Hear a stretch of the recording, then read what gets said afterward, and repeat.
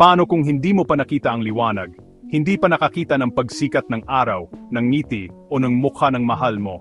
Ito ang buhay ng isang bulag na lalaki na nakaupo sa tabi ng daan. Hanggang sa isang pagkikita ang nagpabago sa lahat. Maawa po kayo. May maiaabot po ba kayo? Bulag mula ng ipanganak, nabuhay siya sa ganap na kadiliman. Marami ang hindi siya pinansin. Ang ilan ay hinusgahan siya. Ngunit ang araw na ito ay malapit ng magpabago sa lahat. Jesus, anak ni David, maawa ka sa akin. Tumahimik ka. Ngunit ang pananampalataya ay ayaw tumahimik.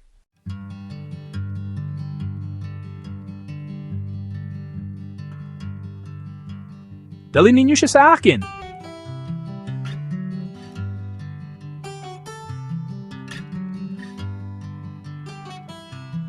Ano ang gusto mong gawin ko para sa iyo? Panginoon, gusto ko makakita.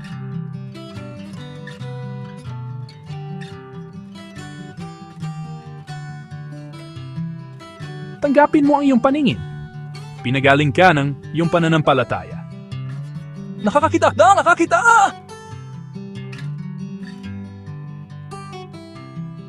Sa unang pagkakataon, nakita niya ang mundo at ang tagapagligtas na nagpagaling sa kanya.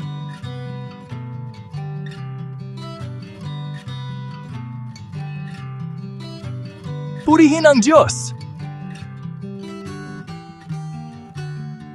At lahat ng nakasaksi ay nagbigay luwalhati sa Diyos.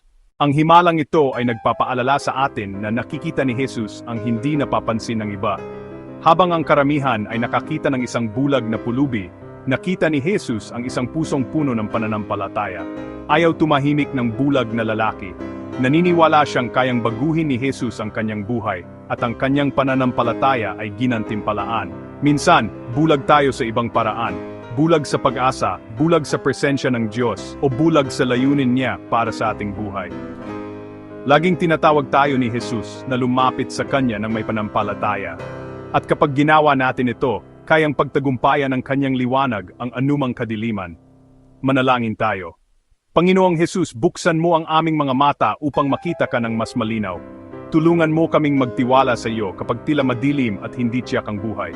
Palakasin mo ang aming pananampalataya. Pagalingin ang aming mga puso at gabayan kami ng iyong liwanag araw-araw.